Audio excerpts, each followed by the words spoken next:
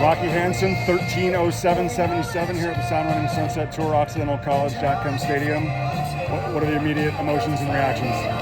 I thought this was going to be the type of race where I didn't have to do much work, and once again, it didn't happen. But I'm still very proud of how I was like, no, I came here to run fast. I'm going to be on this pacer. I don't care if it hurts. I'm just going for it. And unfortunately, like 800 or 700 out, started to really burn. Started to feel like kind of like all my heat strokes do. So, but just had to fight, no matter the circumstances.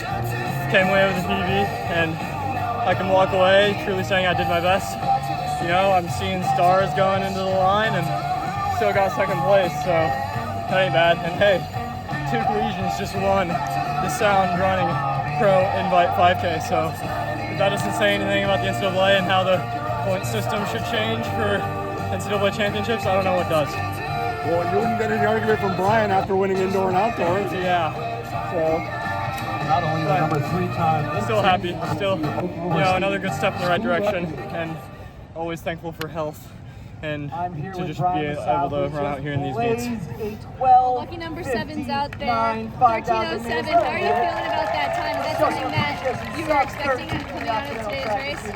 Yeah, I was confident I could go under 13, but again, like, so much of these races are just about racing and being in the race and racing who's there, and unfortunately nobody else wanted to go right on the pacers, and I ended up being the guy who did that. And I'm so proud of how I just pushed myself and said, no, we're all here to get the world standard, or at least go after it, so I'm just gonna go with the pacers. I don't care.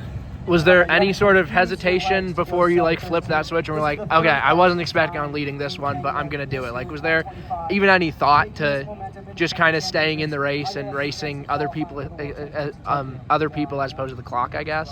Yeah, well, I mean, going into the race, you saw all the names in the field. I was like, there's no way I need to lead this thing like I did in NCAAs. Like, look at all the talent in this field. I'll have guys, but I mean, for some of these guys, it's still early in the season, and like, at the end of the day, end of September is Worlds, and that's way different than any other year. I think it's for the better.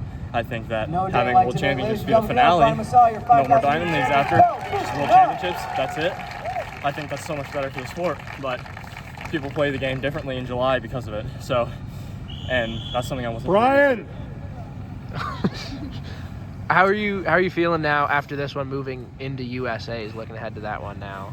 I mean, a win is a win. Like, I still got under the A standard, which I technically was not under. I was at 13:12.6 going into this meet, and now I'm at 13:07. So now I'm officially into the meet, even though I probably would have been in before that. But it's okay. I mean, a win is a win. Baby steps forward. I can't just expect to chop another 12 seconds off my time like I did in February, where I went from 13:44 to 13:14. Like, I can't expect to just do that every race. And it's a lesson about running. Like, a lot of guys grind for years and years and years and see only incremental gains. Some other guys, it's way different. Maybe they're like me and they make a big jump after a year because they were injured the year before. So you just have to have the humility in knowing that your career is entirely unique and different than everybody else's. So it's not worth it for me or for anybody else in the sport to compare themselves to each other, because our progressions are all uniquely different. Our situations, our bodies are all uniquely different. So that's the message I'm taking away from this one. A win is a win. 13:07, still work to be done. Now we just train to the USA's and try to have a really good meet there.